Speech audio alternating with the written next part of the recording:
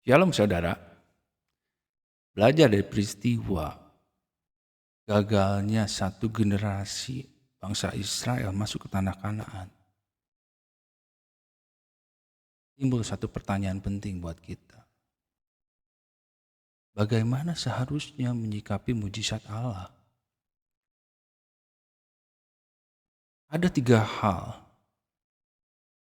Bagaimana kita menyikapi mujizat Allah? Hal yang pertama, iman sebagai dasar dari mujizat. Matius 17 ayat 20. Ia berkata kepada mereka, karena kamu kurang percaya. Sebab aku berkata kepadamu, sesungguhnya sekiranya kamu mempunyai iman sebesar biji sesawi saja, kamu dapat berkata kepada gunung ini, pindah dari tempat ini ke sana, maka gunung ini akan pindah, dan takkan ada yang mustahil bagimu. Ini satu ayat yang sering kita dengar. Perkataan Kristus kepada murid-muridnya bahwa iman walaupun kecil seperti biji sesawi aja, tapi dapat memberikan satu dampak yang besar, memberikan satu mujizat dalam hal ini. Jadi dari dasar dari mujizat itu adalah iman. Namun iman yang percaya kepada pribadi Allah yang berkuasa.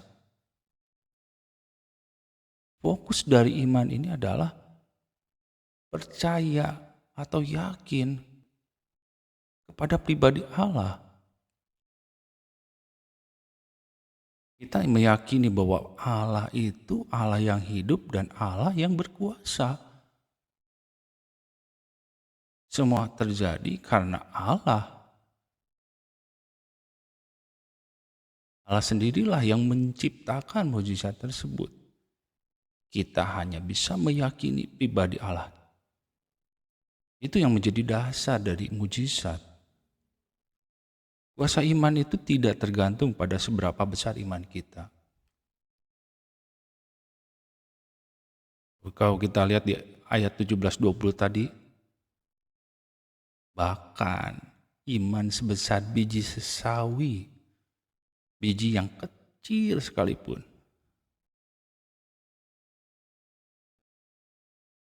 tetapi kepada siapa yang kita percayai. Jadi iman itu bukan karena ukuran besar atau kecilnya, tapi kepada siapa yang kita percayai. Jadi fokus dari iman itu kepada Tuhanlah atau pribadi Allah lah yang menjadi fokus utama iman tersebut. Bahkan sedikit iman kepada Tuhan pun tadi dapat membawa hasil yang besar. Satu pemahaman yang harus kita jadikan pemikiran yang utama tentang iman, bahwa iman itu adalah anugerah. Bukan hasil usaha kita sendiri. Di Efesus 2 ayat 8 di situ dijelaskan. Iman itu adalah anugerah. Anugerah berarti pemberian dari Allah kepada kita. Bukan karena kita melakukan sesuatu, makanya kita mendapatkan sesuatu. Tapi itu adalah pemberian dari Tuhan. Kesalahan yang terjadi sering kita melihat iman itu sebagai usaha yang kita lakukan. Kita belajar beriman. Kita seakan-akan memperbesar kapasitas iman kita. Kita membentuk atau mendefinisikan iman itu adalah sesuatu yang bisa kita bentuk sedemikian rupa. Dari kecil hingga menjadi besar. Di sini kita lihat yang menjadi kesalahan adalah iman itu adalah hasil usaha kita. Gitu. Karena kita lah atau fokus diri kita sendirilah gitu, yang menghasilkan iman. Dampak dari itu adalah kita melihat Allah atau kita menganalogikan Allah sebagai satu alat atau mesin. Contoh analogi yang terdahulu adalah Allah sebagai mesin pembuat mujizat. Kita mempunyai iman yang kita dapatkan dari usaha kita sendiri. Dari iman tersebut menggerakkan Allah yang menghasilkan mujizat buat kita. Jadi seakan-akan yang mengendalikan itu adalah kita sendiri gitu. Bukan Allah. Bukan Allah yang berdaulat, tapi kita yang memaksakan atau kita yang mengendalikan Allah agar seperti apa yang kita mau gitu. Hal yang kedua, mujizat itu adalah kedaulatan Allah semata. Itu hal yang tidak bisa kita tawar-menawar. Itu adalah kedaulatan dari Allah. Kita lihat di peristiwa Sadra, Mesa, dan Abednego yang masuk dapur perapian di Daniel.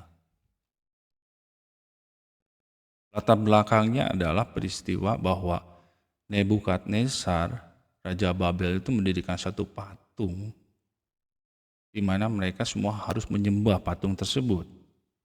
Akan tetapi mereka bertiga tidak mau menyembah patung tersebut. Hingga akhirnya Raja Nebukadnezar menghukum mereka dimasukkan ke dalam dapur perapian yang menyala. Menarik perkataan mereka bertiga di Daniel 3 ayat 17. Jika Allah kami yang kami puja sanggup melepaskan kami, maka ia akan melepaskan kami dari perapian yang menyala-nyala itu. Dan dari dalam tanganmu ya Raja, tetapi seandainya tidak, hendaklah Tuanku mengetahui ya Raja, bahwa kami tidak akan memuja dewa Tuanku dan tidak akan menyembah patung emas yang Tuanku dirikan itu. Kalau kita diperhadapkan dengan peristiwa tersebut, mungkin yang kita pikir, aduh Tuhan, selamatkan aku di dapur perapian ini. Kita mungkin berdoa seperti itu, aduh Tuhan selamatkan aku. Di satu sisi tidak mau menyembah, tapi di sisi lain kita juga mau Tuhan menyelamatkan kita atau Tuhan memberi mujizat. Tapi menarik pemikiran mereka. Mereka berpikir bahwa semua itu adalah kedaulatan Tuhan. Baik jawabannya iya ataupun tidak sekalipun, mereka tetap meyakini bahwa itu yang terbaik buat mereka. Pengenalan Allah yang benar meyakini bahwa tidak ada rencana Allah yang gagal. Saya ambil di Ayub 42 ayat 2. Satu definisi yang menarik tentang rencana Allah yang tidak gagal dalam hidup kita. Itu pun yang terjadi atau mereka yakini waktu itu. Mereka bertiga meyakini bahwa tidak ada rencana Tuhan yang gagal dalam hidup mereka.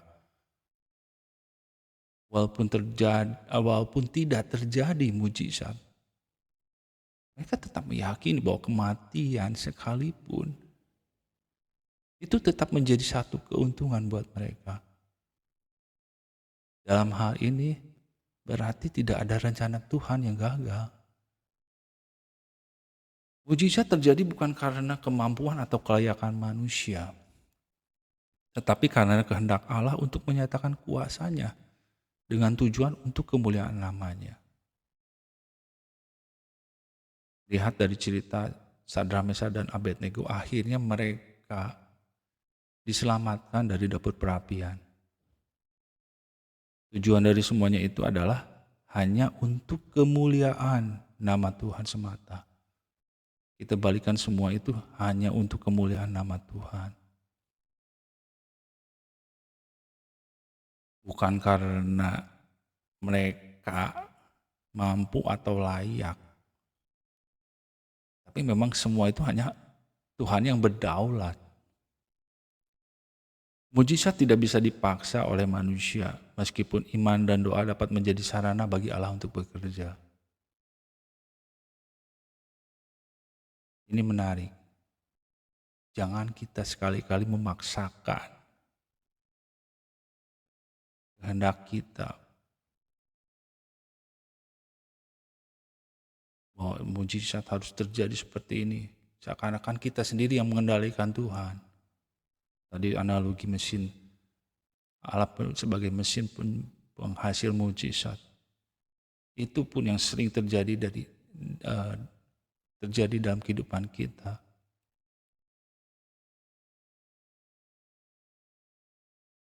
Satu hal yang pasti, mujizat itu terjadi hanya karena kedaulatan Allah semata. Hal yang ketiga, mujizat dapat terjadi karena kita merendahkan diri di hadapannya. Ini satu pemahaman yang menarik. Walaupun itu adalah kedaulatan Tuhan, tapi kita masih bisa berusaha agar mujizat itu bisa terjadi dengan cara merendahkan diri kita di hadapan Tuhan.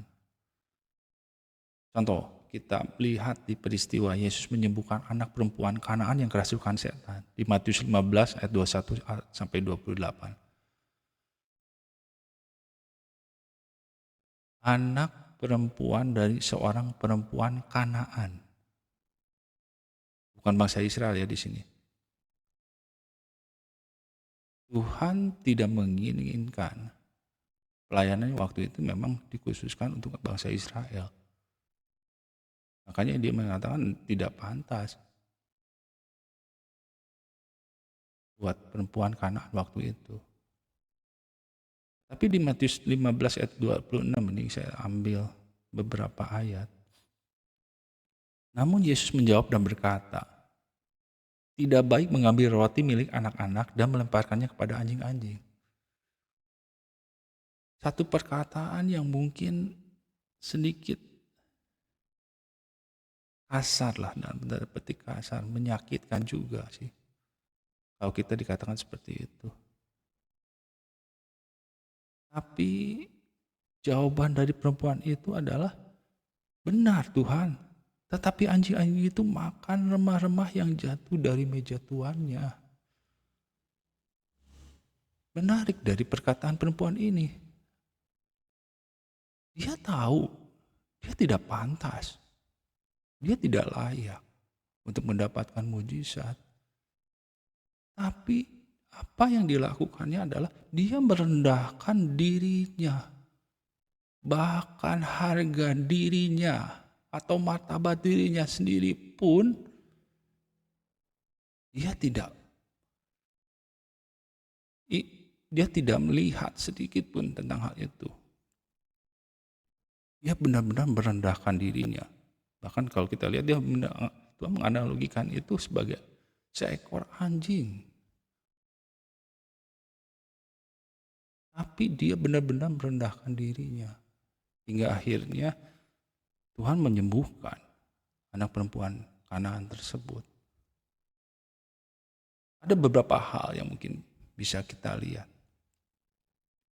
Mujizat itu terjadi karena belas kasihan dan kuasa Allah bertemu.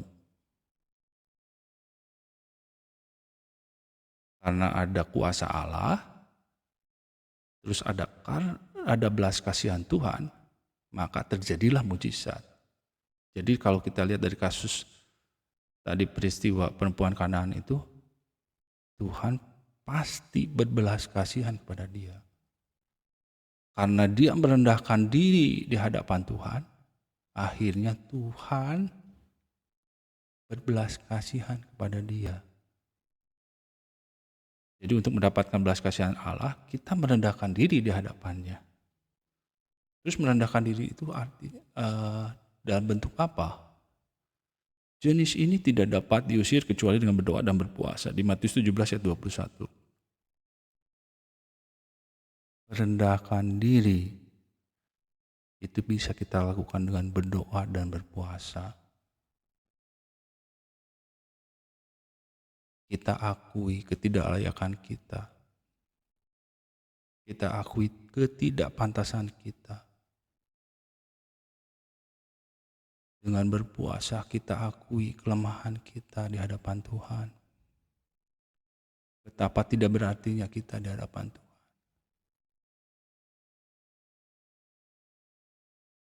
Merendahkan diri kita di hadapan Dia.